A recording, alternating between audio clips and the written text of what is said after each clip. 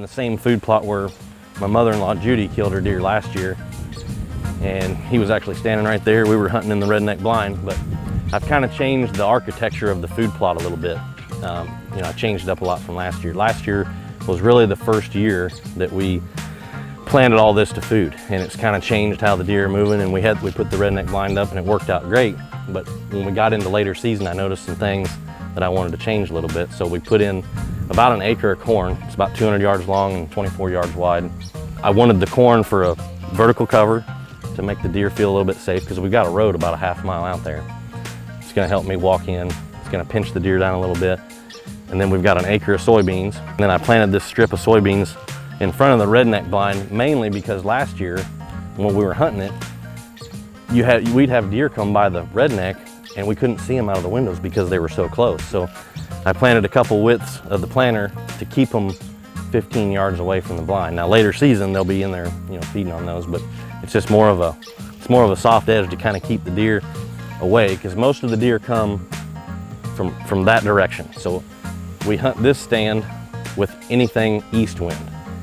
A lot of times you don't have an east wind. I need to figure out a way that we can hunt this food plot on some type of a west wind. So you never had a tree stand on this food plot forever, and that's kind of what we're doing today. Is you're going different from a box blind where you had only one option. Now we're putting up a tree stand where you can get a whole different scenario.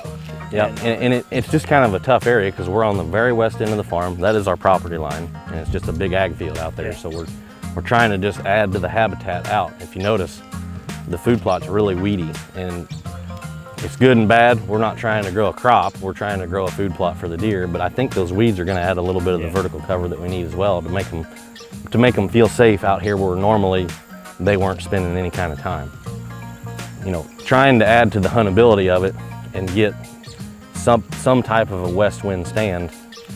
We're going to put it down at the south end of the plot. Our wind's going to be blowing right back to the house. And early season, it may be more of an observation type stand. You know, we might be sitting over there. Wishing you were sitting over here? Yes, but it's still an opportunity to get out and do a little recon. And we can slip out without deer knowing we're even in the world. So, you know, first couple weeks of October, we may be sitting back there and we may be seeing a deer here. Yeah. But we can't hunt here unless we have that east type wind, and that doesn't happen very often. So I think the stand that we're about to hang is going to be a dynamite late season spot. Mid-December on into that January time frame, we get cold, we get snow. A lot of these deer are going to be coming to this area because we've just got so much food.